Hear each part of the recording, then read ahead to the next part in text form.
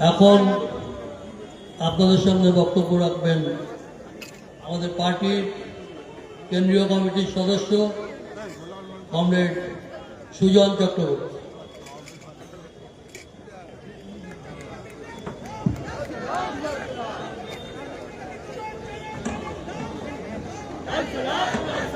কংগ্রেস সভাপতি বন্ধুবর মনোজ মুখার্জি, আমাদের মঞ্চে উপস্থিত আছে, আপনারা সবাই দেখছেন আমাদের রাজ্যের নেতারা, দেশের নেতারা উপস্থিত আছেন। বৃন্দা করাট আমাদের সবার কাছে পছন্দের, ভালোবাসার, গর্বের, তিনি উপস্থিত আছেন। আমাদের সবার হৃদয়ের মধ্যে যার স্পর্শ আছে কমরেড গৌতম দেব, তিনি এখানে উপস্থিত আছেন। আমি আপনাদের সবাই যারা এখানে উপস্থিত আছেন ধন্যবাদ এবং অভিনন্দন জানাচ্ছি। কথা আমি বেশি বাড়াবো। পলাশ খুব সুন্দরভাবে সমস্ত কথা বলেছে। প্রণয় রাজবংশী ভাষায় একেবারে ছাত্রসুলভ যে মনোভাবে এখনকার ছাত্ররা চলছে এবং চলবে, সেই কথাটা আমাদের সামনে হাজির করেছে। মূল কথা মোহাম্মদ সেলিম বলবেন, মীনাক্ষী বলবেন, এই যাত্রার নেতৃত্বে। আর মানুষ যারা আছেন কেউ আমার চেয়ে কম জানেন। অযথা অনেক বেশি কথা বলার কোনো অর্থ হয় না। বাংলা বাঁচাও যাত্রা, আমাদের প্রজন্মকে বাঁচানোর যাত্রা। আমাদের সন্তান সন্ততি, আমাদের প্রতিবেশী, পরিবেশে চারপাশে যারা আছেন সেই মানুষকে রক্ষা করতে হবে। আমাদের সমগ্র জনসমষ্টি নানান অংশ ধ্বংস করা যাবে না, ধ্বংস করতে চায় যারা, তারা বসে আছে নবান্নে, তারা বসে আছে 56 ইঞ্চি হয়ে দিল্লিতে। নবান্ন 56 দুইয়ের বিরুদ্ধে ঐক্যবদ্ধ লড়াই আমাদের বাংলাকে বাঁচানোর জন্য। সেই কারণেই এই যাত্রা। বাংলা কার চেয়ে পিছিয়েছে? ব্রিটিশ আমলে সবচাইতে বেশি এগিয়ে থাকা রাজ্যটার নাম বাংলা। কৃষিতে, শিল্পে, শিক্ষায়, সংস্কৃতিতে সবচাইতে বেশি এগিয়ে থাকে। কারণ দয়া না। ভারতবর্ষের প্রথম মেডিকেল কলেজ বাংলা, ভারতবর্ষের প্রথম ইঞ্জিনিয়ারিং কলেজ বাংলা, ভারতবর্ষের প্রথম ইউনিভার্সিটি বাংলা, ভারতবর্ষের প্রথম বিজ্ঞান প্রযুক্তি গবেষণা কেন্দ্র কাল্টিভেশন অফ সায়েন্স যাদবপুর বাংলায়। বাংলা নিজের গতিতে এগিয়েছে। ভারতবর্ষের এশিয়ার প্রথম নোবেল বাংলায়। আমরা বাংলা গর্ব করব। আমাদের অতীত তাকে সঙ্গে নিয়েই ভবিষ্যতের স্বপ্ন আমরা রচনা করব। কোনদিন মাথা নিচু করে কারণ গোলামি করবার জন্য বাংলা চলেনি, বাংলা চলবে না। লড়াইয়ের দায় আমাদের সমান। সেলুলার জেল ব্রিটিশ ভয় পেয়েছে। বাংলা স্বপ্ন দেখেছে, স্বপ্ন দেখিয়েছে। সেই বাংলাকে ধ্বংস করতে চেয়েছে ব্রিটিশ। দেশভাগের পর সেই বাংলাকে ধ্বংস করতে চেয়েছে দিল্লিওয়ালারা। ৭৭ সালে জ্যোতি বোস ভাঙা বুকের পাঁজর দিয়ে নয়া বাংলা গড়বার স্বপ্ন দেখিয়েছেন। গোটা বাংলা করেছেন। আমাদের শিক্ষা, আমাদের কাজ, আমাদের ভবিষ্যৎ আপনি যা দেখছেন, যা দেখছেন, গোটা পশ্চিমবাংলার গ্রামে গ্রামে লেখাপড়া, রাস্তাঘাট, বিদ্যুৎ, বামফ্রন্ট, হলদিয়া পেট্রোকেমিক্যাল কমপ্লেক্স বামফ্রন্ট, রাজারহাট নিউটাউন বামফ্রন্ট, আইটি হাব বামফ্রন্ট, বেলঘড়ি এক্সপ্রেসওয়ে, কল্যাণী এক্সপ্রেসওয়ে বামফ্রন্ট, সেকেন্ড হুগলি ব্রিজ, নিবেদিতা সেতু বামফ্রন্ট। গোটা দেশ বুঝতে পারছিল এগোবার পথে পশ্চিমবাংলা। আর আমাদের গোটা রাজ্যের মানুষ ভরসা করছে।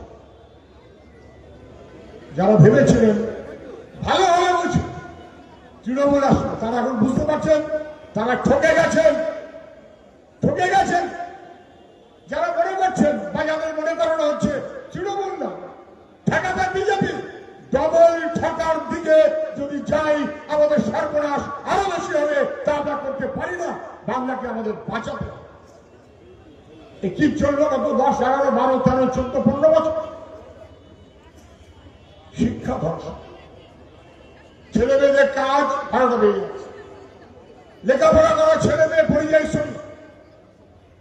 বেলগড়িয়া সহ চারপাশের এলাকার মানুষ একটা সন্তান, দুটো সন্তান, ইঞ্জিনিয়ারিং পড়ার পর, পাশ করার পর কাজের ব্যবস্থা নেই ভিন রাজ্যে। কেন এই দুর্বিষহ অবস্থা আমাদের পশ্চিমবাংলায়? কেন? কে তার দায় নেবে? শিল্প, কাজ, ভবিষ্যৎ 12টা বাজিয়ে দিচ্ছে। নীতি, নৈতিকতা, মূল্যবোধ 12টা বাজিয়ে দিচ্ছে। দুর্নীতি পাহাড় প্রমাণ, লুম্পেনাইজেশন, ভদ্রলোক মাথা নিচু করে চলবে, আর যত চাইচোর কাগজ বাহিনী অথবা তোলাবাজের দল তারা মাথা উঁচু করে দাপিয়ে বেড়াবে। এই বাংলা আমরা রাখতে দেব না। এই বাংলাকে বদল ঘটাতে হবে আমাদের জন্য, আমাদের সন্তানদের জন্য। তার মতন করে প্রস্তুতি, সেই কারণেই ওরা এই যাত্রায় হাজির হয়েছে। সুকান্ত ভট্টাচার্যের শতবর্ষ জন্ম, এ বিশ্বকে শিশুর বাসযোগ্য করে যাব আমি, নবজাতকের কাছে এ আমার দৃঢ় অঙ্গীকার। সেই অঙ্গীকার নিয়েই লাল ঝান্ডা পথে সবাইকে সঙ্গে নিয়ে আমাদের অব্যাহতি দেওয়া, এটাই হচ্ছে আমাদের সবার কাছে চ্যালেঞ্জ, এটাই আমাদের সবার দায়িত্ব। সেই মনোভাবে চলতে হবে। কেন হবে? কেন হবে? কারা মাঠে ছিল সেদিন? কার সাথে কার খেলা হবে?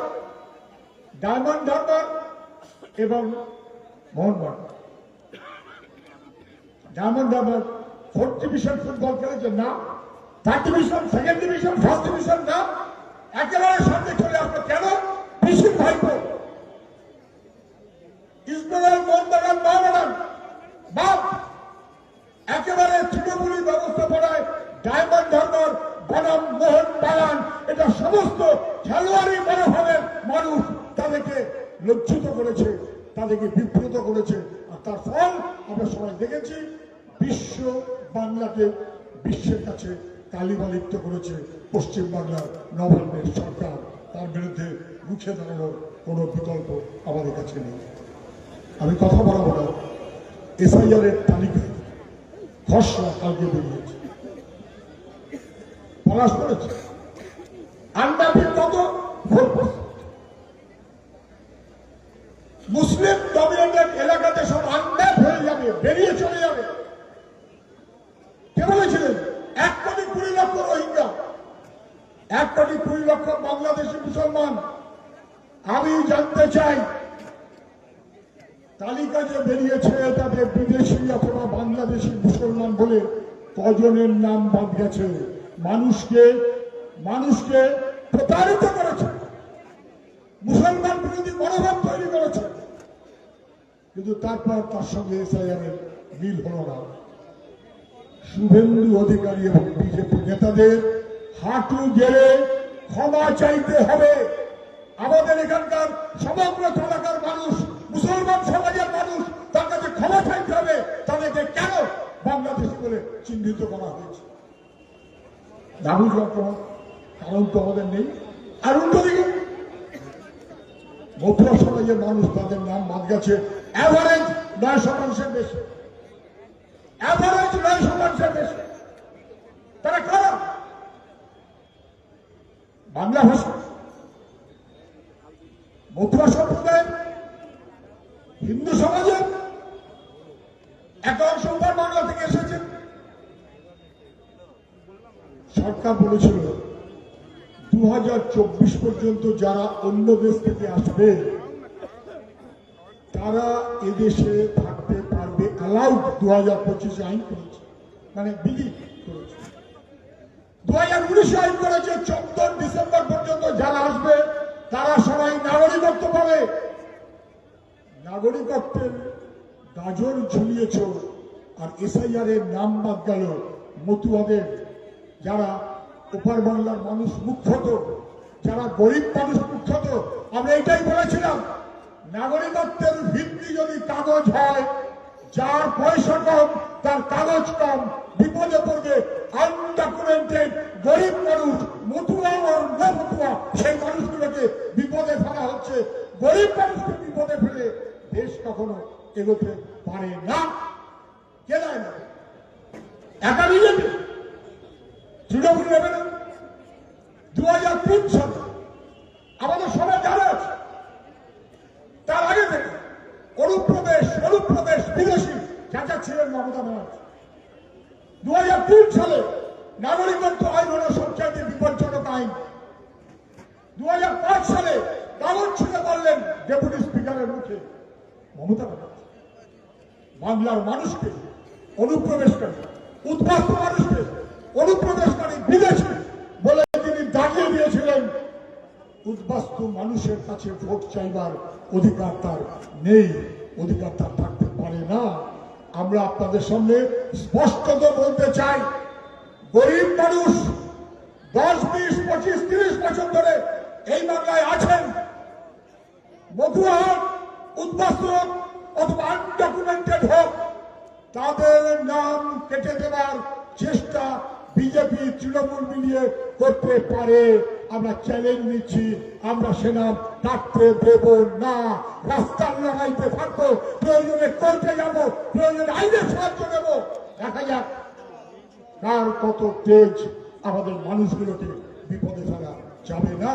ওদিকে শুভেন্দু অধিকারী মিথ্যে বলে যাচ্ছেন, মমতা ব্যানার্জি মিথ্যে বলে যাচ্ছেন। বাংলার ভবিষ্যৎকে শিক্ষা কাজ রক্ষা করতে হবে, মানুষগুলোকে রক্ষা করতে পারে একমাত্র বামপন্থীরা, অন্য কারোর সে হিম্মত নেই। এসআইআর তালিকা বেরিয়েছে, দেখেছেন? 135টা বিধানসভা ক্ষেত্র, 135টা বিধানসভা ক্ষেত্র যারা জিতে আছেন, যে ভোটে জিতে আছেন, তার চাইতে বাদ চলে যাওয়ার ডিলিটেড ভোটের সংখ্যা বেশি। আই রিপিট, এমএলএ জিতে আছেন 10,000 ভোটে, আর ভোটার লিস্টে মৃত এবং ভুতুরে বাদ গেছে 22,000। ওই মৃত আর ভুতুরের ভোটে জিতে আছেন 135 জন এমএলএ। এটা এই তালিকার পরে স্পষ্ট হয়ে গেছে। তার মধ্যে 86 জন তৃণমূলের, 86 জন তৃণমূলের।